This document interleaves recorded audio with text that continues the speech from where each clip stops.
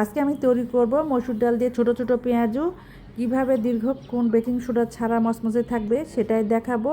আপনারা আমার সাথেই থাকুন। এখানে চায়ের যে ছোট কাপ সেটা দিয়ে আমি নিয়েছি 1 কাপ মসুর ডাল এবং 10 মিনিট ভিজিয়ে রেখেছিলাম। এরপর আমি ব্লেন্ড করে নিয়েছি। এরপরে দিয়েছি পেঁয়াজ কুচি, কাঁচামরিচ কুচি, জিরা গুঁড়া, ধনিয়া গুঁড়া, গরম মশলা গুঁড়া, হলুদ, লবণ এবং মরিচ গুঁড়া দিয়ে আমি ভালোভাবে মেখে নিয়েছি। মাত্র 1 কাপ ডালে অনেকগুলো পেঁয়াজি তৈরি করা যায়। পেঁয়াজিগুলো আমি এভাবে ছোট ছোট করে ভেজে নিব। এখানে কোনো রকম বেকিং সোডা ব্যবহার করে নেই, তারপরে মচমচে থাকবে। আমি যেভাবে তৈরি করেছি এভাবে তৈরি করলে হুবহু একই হবে। এই পেঁয়াজি দেখতে যেমন ইয়ামি হয়, খেতেও তেমন টেস্টি হয়। বিশেষ করে রমজানে ইফতারে তো আরও বেশি টেস্টি হয় খেতে। এই ছোট ছোট পেঁয়াজি তৈরি কেমন লেগেছে আপনাদের কাছে কমেন্টে জানাবেন।